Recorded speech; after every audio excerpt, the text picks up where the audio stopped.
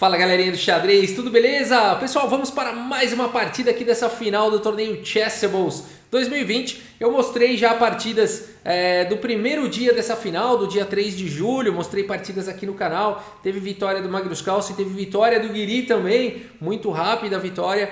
E o desempate ali do Magnus Carlsen, uma vitória incrível.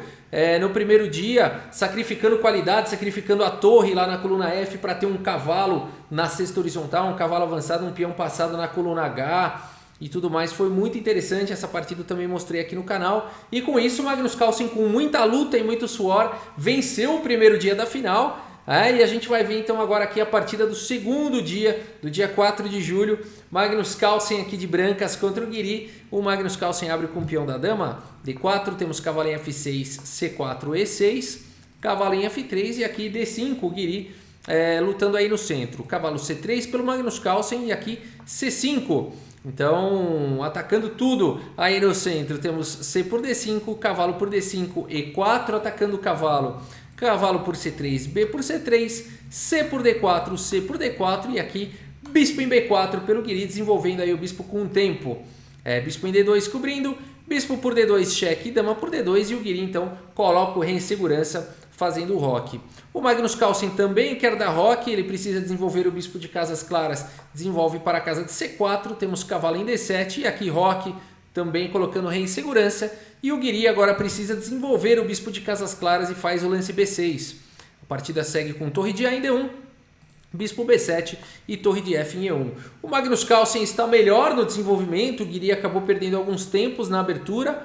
O Magnus Carlsen já tem as torres desenvolvidas, a dama desenvolvida, o Guiri ainda precisa desenvolver essas peças. Além de tudo, o Magnus Carlsen tem uma maioria central de 2 peões contra 1 e o Guiri tem uma maioria aqui na ala da dama de 2 peões contra 1.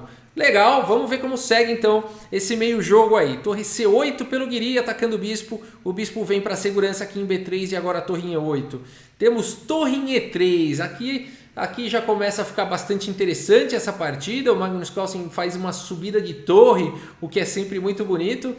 Cavalo em F6 e agora uma sequência simplesmente genial aqui do Magnus Carlsen, começando com o lance D5, um lance aparentemente aí entregando esse peão, né? E por D5 e agora mais um lance fantástico e surpreendente aqui do Magnus Carlsen, E5. Então aqui o Magnus Carlsen entregou um peão. Tá avançando agora no centro, né? Então o Magnus Carlsen gambitou um peão aí para conseguir iniciativa, conseguir os ataques. O cavalo vem para E4 com o tempo sobre a dama e dama em E1. Olha que sequência fantástica. O Magnus Carlsen gambitou um peão e ainda perdeu um tempo de tendo que jogar dama em E1, permitindo um cavalo extremamente forte centralizado do Guiri, esse cavalo aqui na casa de E4. Por que o Magnus Carlsen fez isso, né? Será que ele vai ter compensação por esse peão que ele entregou? Vamos ver. A partida segue com dama em C7, cavalo em D4, de olho aqui na casa de F5, A6, o Guiri segurando a casa de B5, né? Esse cavalo no centro ele é muito perigoso por isso, você não sabe para que lado ele quer ir, né?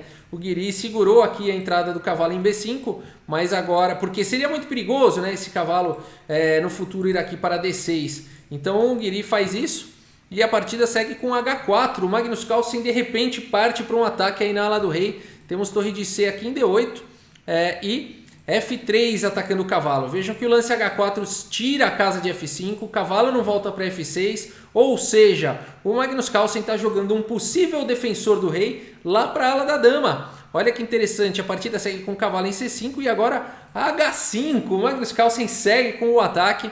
Temos cavalo em E6 propondo as trocas, cavalo em F5. O perigoso cavalo na quinta horizontal, na casa de F5, o chamado cavalo do Kasparov.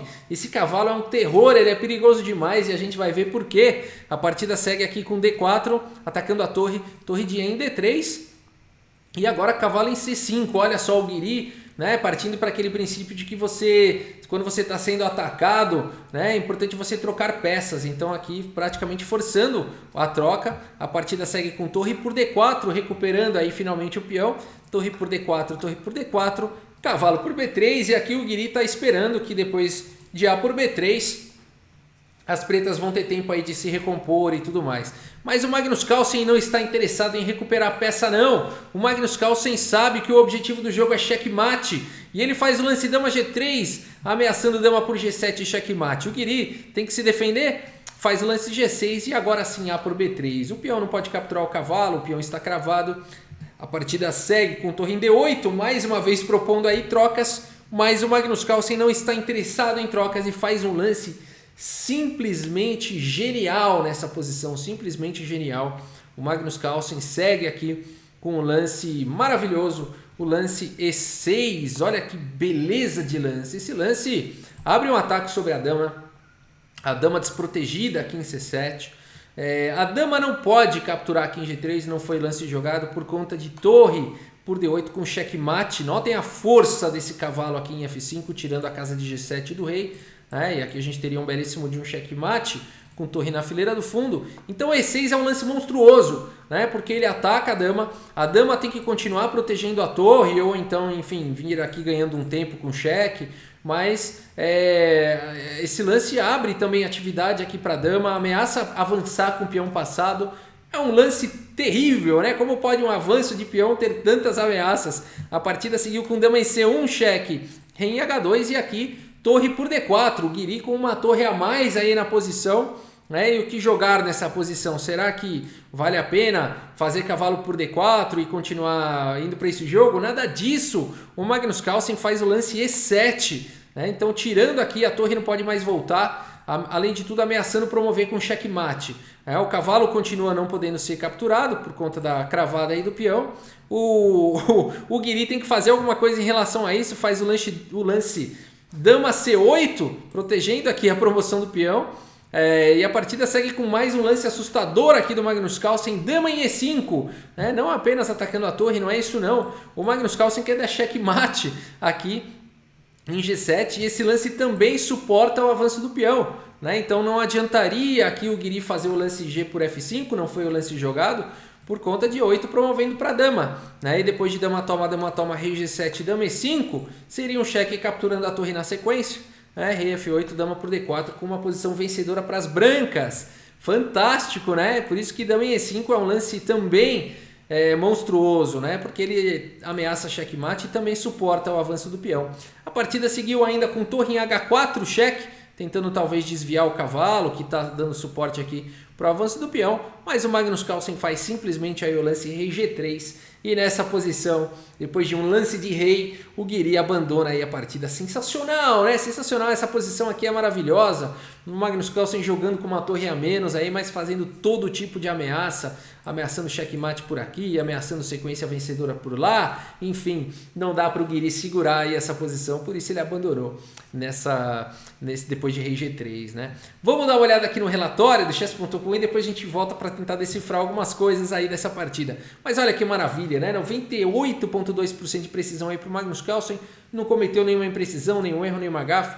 Tem uma vitória perdida aí, o que é isso? Eu já vou falar. E aqui o Guiri tem duas gafes, né? Errou um pouco mais aí e acabou se dando mal nessa partida, né? O que é essa vitória perdida aqui? Foi o último lance aqui do Magnus Carlsen, rei G3, que é um lance que deu a vitória para o Magnus Carlsen. O computador aqui fala que é vitória perdida. Eu tô achando que o Stockfish tem inveja do Magnus Carlsen, né? O lance da vitória, ele vem falar que é a vitória perdida, né? Como assim, né? Mas aqui, gente, só para vocês entenderem, o algoritmo funciona da seguinte forma, né? O chess.com considera uma vitória perdida porque esse lance, apesar de vencedor, existe um lance que o computador já enxerga com sequência de mate forçado, que seria cavalo por torre. E aí, segundo os computadores, existe mate forçado em 9 lances. Então é um detalhe muito técnico, um detalhe de engine, por isso que ele dá como vitória perdida, mas não tem nada de vitória perdida com lance rei G3, é igualmente vencedor. Talvez vai levar um lance ou dois a mais para dar checkmate nas sequências matemáticas perfeitas aí dos computadores, né? Mas isso pouco interessa pra gente. Então, uma partida impecável aí de Magnus Carlsen. Vamos olhar onde é que o Guiri perdeu a mão, né? Vamos voltar aqui no tabuleiro. Então aqui o lance do Guiri, vamos lá, vamos ver aqui, ó. Bom, depois de torre aqui em H4, existiu uma imprecisão na posição que foi a torre aqui em D8, né? Aqui o Guiri poderia ter tentado expandir na ala da dama com B5, depois de E6, por exemplo, que seria um lance bem perigoso, F por E6, cavalo por E6, poderia existir uma sequência aqui com torre por E6, torre por E4, aproveitando aqui a cravada, depois de torre por E4, dama por E4, fazendo pressão aqui no peão central, o peão não poderia capturar a dama por conta da cravada, as pretas teriam dama em D6, com uma posição interessante aqui, até levemente vantajosa para as pretas, né? As pretas teriam um peão a mais, então faltou ali para o Guiri tentar jogar aqui com B5, né? E a gente viu que torre de C em D8 trouxe problemas, porque aí o Magnus Carlsen seguiu com esse combo, né? Primeiro com F3, jogando o cavalo para o canto e depois H5, né? Aí depois de cavalo em E6, cavalo F5, D4, torre de E em D3, o Guiri também faz aqui o lance cavalo C5, que também é considerado uma imprecisão. Aqui talvez bispo em D5, tentando anular esse forte bispo do Magnus Carlsen, fosse uma ideia a ser considerada. Depois de cavalo D6, por exemplo, atacando a torre, bispo por B3, cavalo por E8, torre por E8 e A por B3, o Guiri poderia continuar com H6 e apesar do material a menos, o Guiri teria um cavalo muito forte aqui em E6, segurando toda a posição, né? Um peão aqui central poderoso e as pretas poderiam tentar apostar na criação de um peão passado na ala da dama a longo prazo. Daria para seguir dessa forma, as brancas, claro, ainda tem muitos ataques por conta desses ataques todos aqui na ala do rei, né? Seria uma posição muito difícil para o Guiri, mas poderia continuar dessa forma. E o erro mesmo aqui que o computador aponta foi aqui o lance torre em D8, tá? Agora aqui realmente é muito difícil encontrar o lance que o computador manda aqui, né? É muito difícil fazer. Aqui o lance jogado foi torre D8, né? E a gente viu o lance monstruoso aqui do Magnus Carlsen em E6. É muito difícil achar um lance aqui para as negras. Para vocês terem ideia, o computador aponta o melhor lance bispo por F3. É bizarro um ser humano encontrar esse lance, né? Mas a ideia aqui é que, vamos lá, vamos analisar, né? Ou captura de peão ou de dama, né? Ou torre C4 também é um lance candidato. Bom, torre C4 seria o melhor, mas vamos ver. Se tivesse capturado de peão, a ideia aqui é que depois de dama C1 cheque, rei vai ter que vir para essa segunda horizontal, qualquer casa viria dama em C2, dando cheque e capturando o cavalo na sequência e anulando todo o ataque do Magnus Carlsen. Tá? Rei G1, por exemplo, e dama por F5, e as pretas seguraram bem aí a posição, estão com um peão a mais e provavelmente um final aí até com chances de vitória, tá? Então bispo por F3 seria um excelente recurso aqui na posição. Agora, e se tivesse capturado aqui de dama, né? Aí peão por cavalo e a gente teria também um final aí, o Guiri teria anulado o ataque do Magnus Carlsen. Então depois de bispo por F3, aqui o Magnus Carlsen poderia jogar torre C4, e aí o Guiri ficaria com duas peças atacadas, poderia pensar em voltar o bispo aqui para C6, mas depois de cavalo D4 atacando aqui em C6, o bispo está cravado, o melhor que o Guiri poderia tentar fazer seria tentar ir para um final. Depois de dama por E5, dama por E5, torre por E5, torre por C6, torre por H5, torre por B6 e torre A5 protegendo o peão. A gente teria esse final muito provavelmente vantajoso aí, vencedor para o Magnus Carlsen, né? Então a gente vê que o bispo por F3 nessa posição seria um recurso que mesmo assim as brancas teriam condições de ficar melhores com torre C4, mas existe a chance, né, das brancas ou capturarem com o peão ou capturarem com a dama, enfim, traz mais contra-jogo. Nessa posição as brancas já estão melhores por conta das imprecisões que eu mostrei lá atrás do Guiri, né? Então aqui pelo menos bispo por F3 seria uma tentativa aí mais forte, mas depois de torre D8 realmente E6 tirou proveito de todas as falhas da posição aí do Guiri e levou mais uma vez para a vitória, né? Vamos ver, dama C1, cheque, rei H2, torre por D4 e aqui com uma torre a menos o E7, né? Dama C8, dama E5, o material não interessa, o que interessa é checkmate. E depois de torre H4, rei G3, o Magnus Carlsen provou que não quer material nada, ele quer o rei do adversário. E por isso nessa posição aí o Guiri abandonou.